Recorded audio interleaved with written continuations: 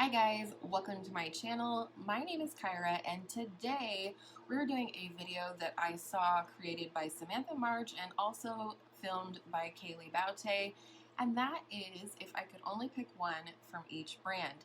And we're talking eyeshadow palettes.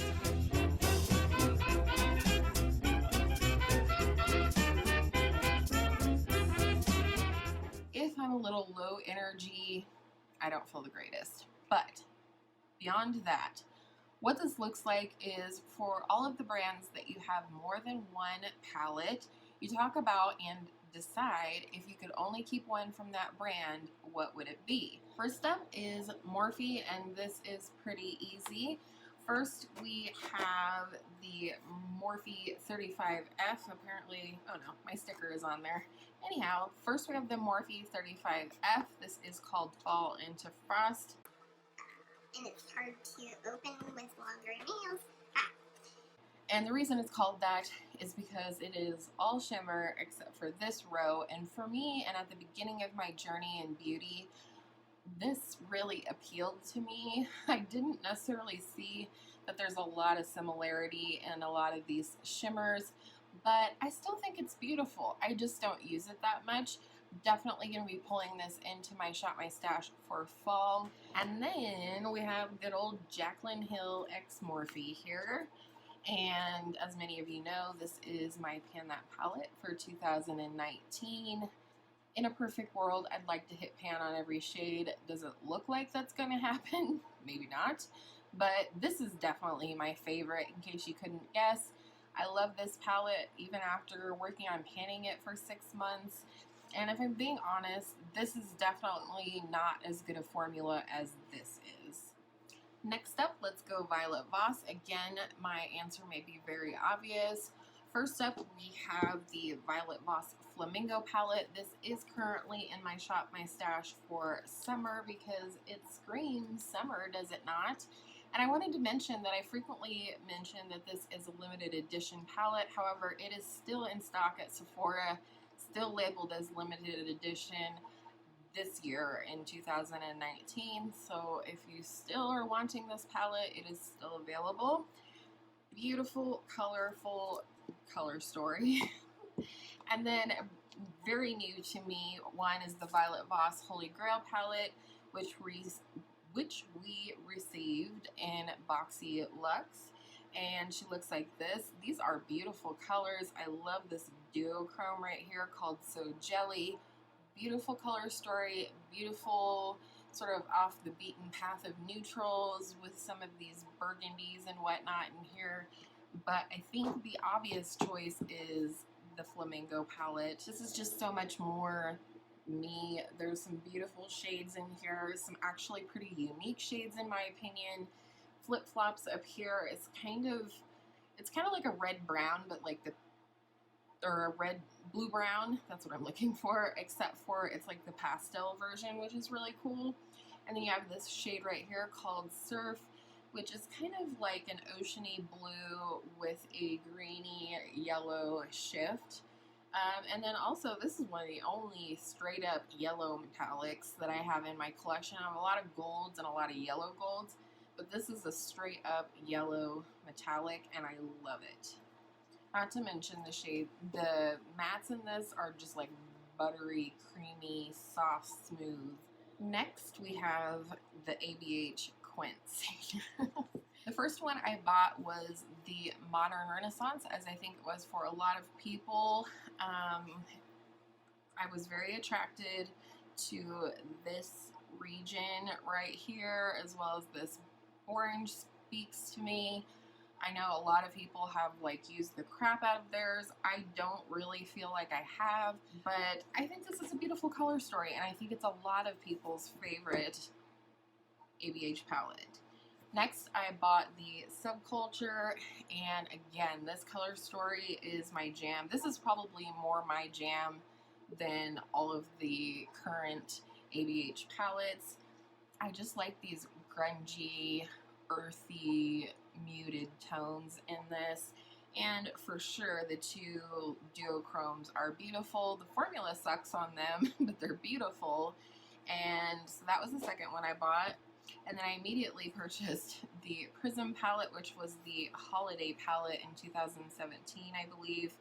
And this is really beautiful. It confuses the hell out of me. I mean, I have to really sit there and think and, you know, use my color theory that I have and things like that to make a look out of this palette. But I always love them when I do. And then next we have Soft Glam, or Soft Clam as some people like to call it. This is a beautiful warm color story with a few surprises thrown in between.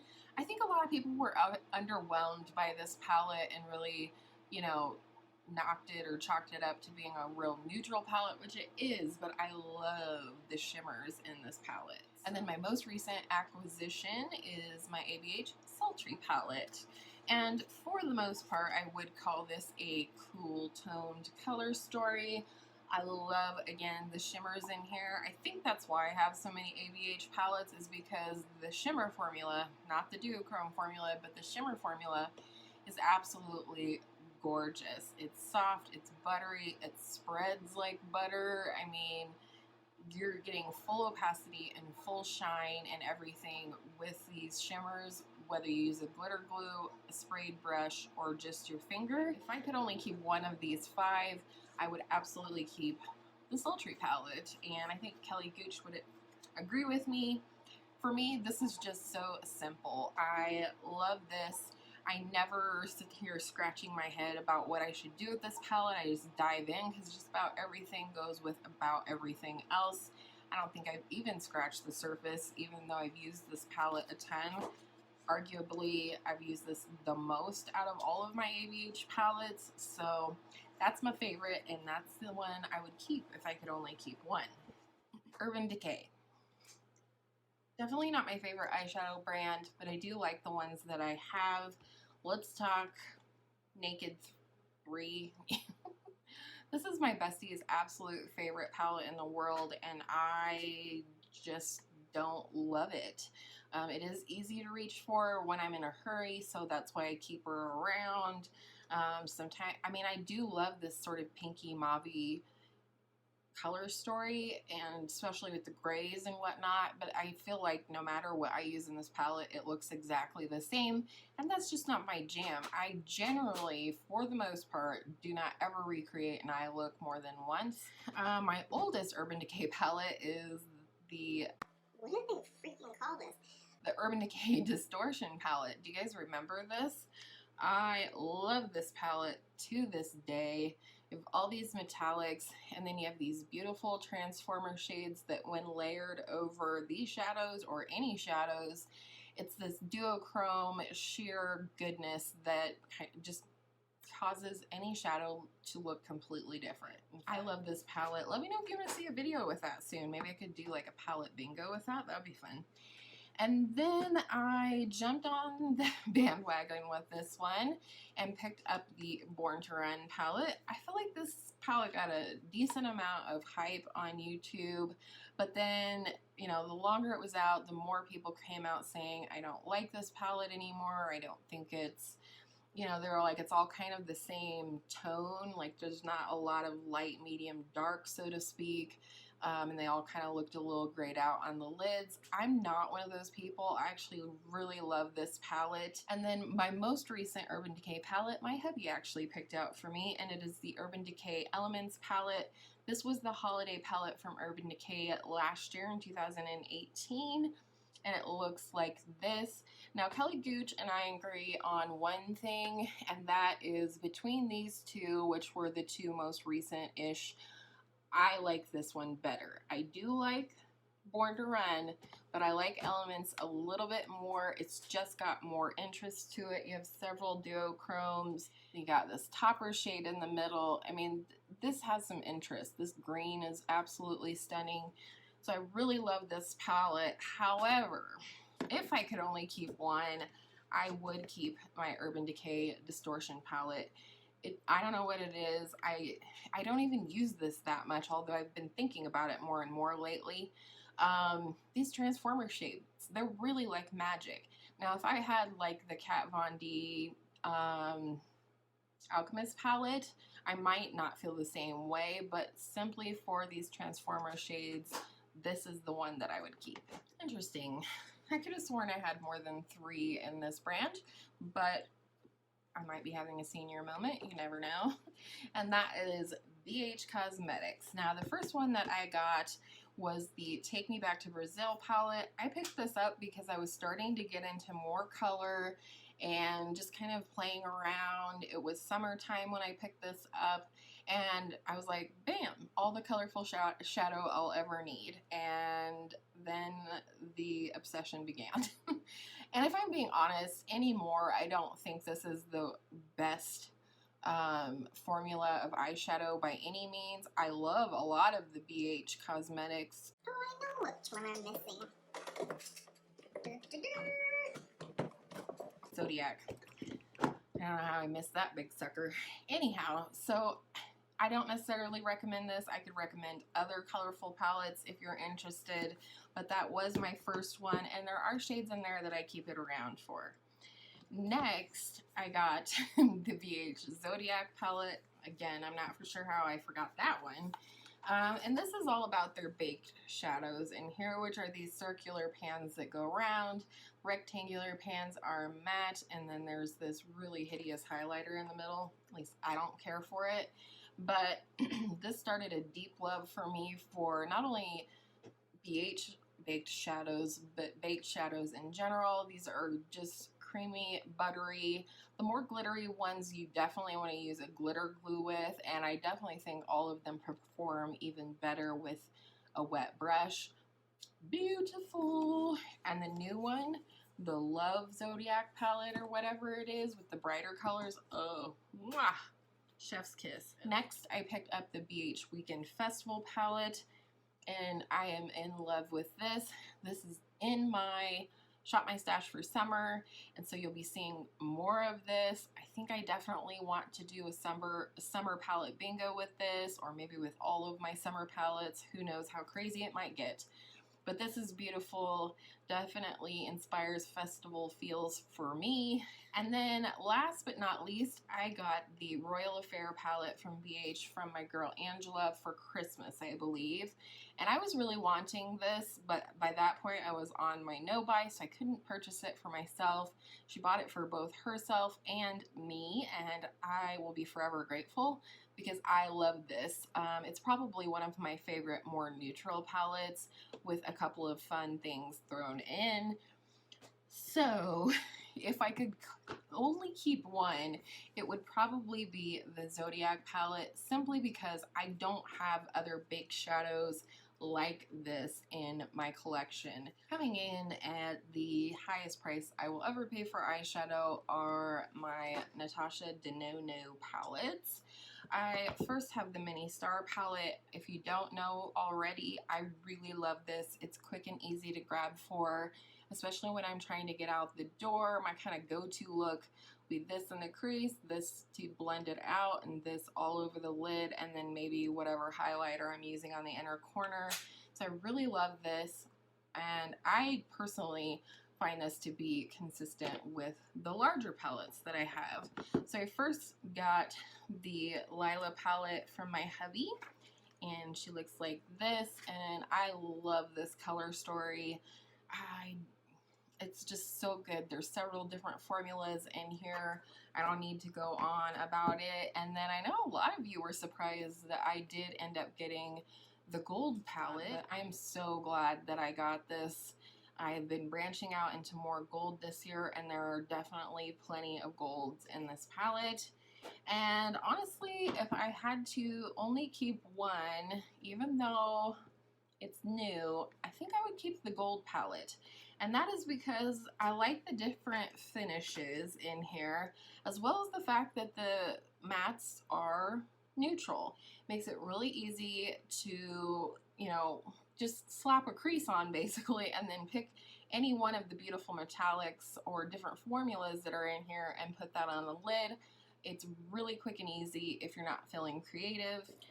Next, again, is one of my favorite formulas, and that is Lorac.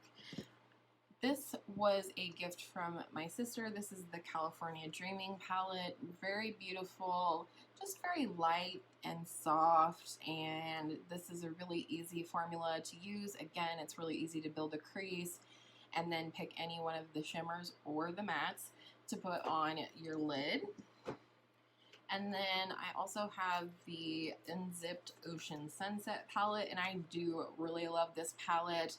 I think this would be an easy palette to travel with because it's neutral but without being too neutral, and it's colorful without being too colorful, and you definitely have beautiful mattes and shimmers. And then reviving an old ghost, I have the Lorac Mega Pro 2. This was my Pan That palette for 2018, in which I wanted to hit pan on 4 to 6 shadows. I hit pan on 5, but I definitely got a lot of use out of this palette, and I love it still. I haven't reached for it most of this year because I'm a little sick of it, but also just because I've had such an influx of new palettes and things like that. This one is like my old trusty, but I've been playing with new things this year, and that is why I would definitely keep the Mega Pro 2. While I love these other two palettes, this is my baby. This is always one that will live in my mind palace of makeup. I can tell you every shade that's in here, and everything that's in here is all you need for a myriad of eye looks, and I think the formula is fantastic.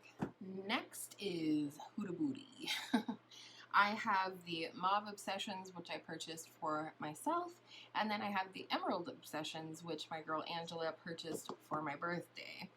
I still love the Mauve Obsessions. I think this is really pretty. I think there is a good mix of mattes and shimmers for a 9-pan palette. There's 3 shimmers and 6 mattes, and you know, there's definitely things I would change about it. Like these 2 corner shades are not all that different. Once they're on the eyes, they're both pretty dark.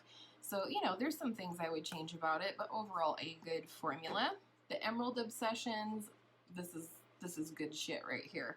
This one only has 3 mattes. So you have this minty, this sort of emerald green, and then this olive green here. They're all really nice, but the real star of this palette are the shimmers 100%.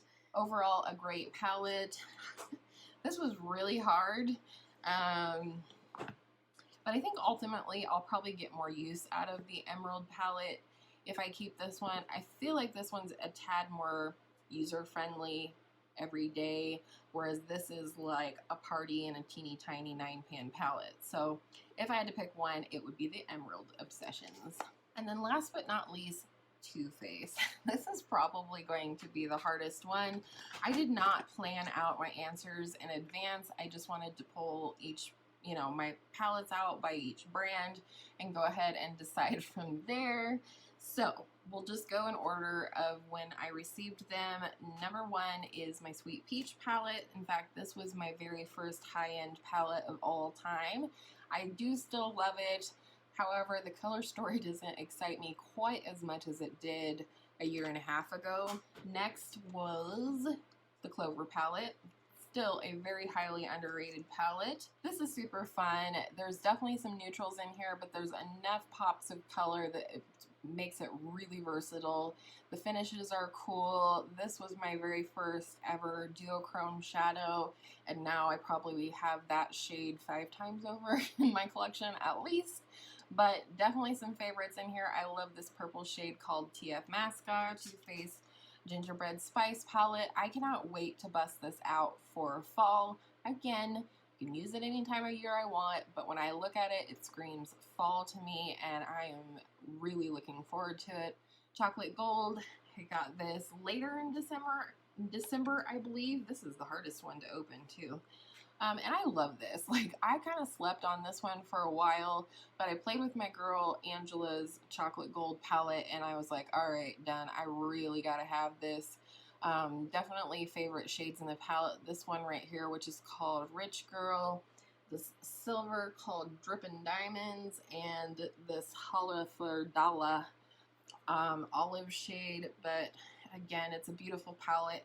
I like that it has just these 4 mattes right here. Of course, you can mix and match them, but I think that's all you need for a crease, and then boom, all the beautifulness. To me, this feels, I don't know if it was, I don't remember, but this feels holiday to me. Like, this is going to be like the most beautiful palette for the month of December parties. Not that I go to any, but we can pretend. Definitely between these two. This is fun and versatile, but this is, I mean, I have a lot of shimmers in my collection. I don't know if I have a lot of like metallic glittery shades, but I think if I could only keep one, it would be the chocolate gold palette. My sister loves and has pan on her Clover palette, and I love my Clover palette too, but I think I would miss this one more than I would miss the Clover palette at this point, based on the fact that I have other colorful shadows in my collection. So that's it. I hope you guys enjoyed this video. Like I said, let me know if you'd like me to do this with other categories. Probably I would just do the rest of the face all in one video, because I don't have as many multiples from brands in this, you know, other categories of my makeup that aren't eyeshadow. So let me know if that sounds like fun to you. And with all of that said, I hope all of your makeup days are absolutely beautiful eyeshadow makeup days, and I will see you in my next video soon.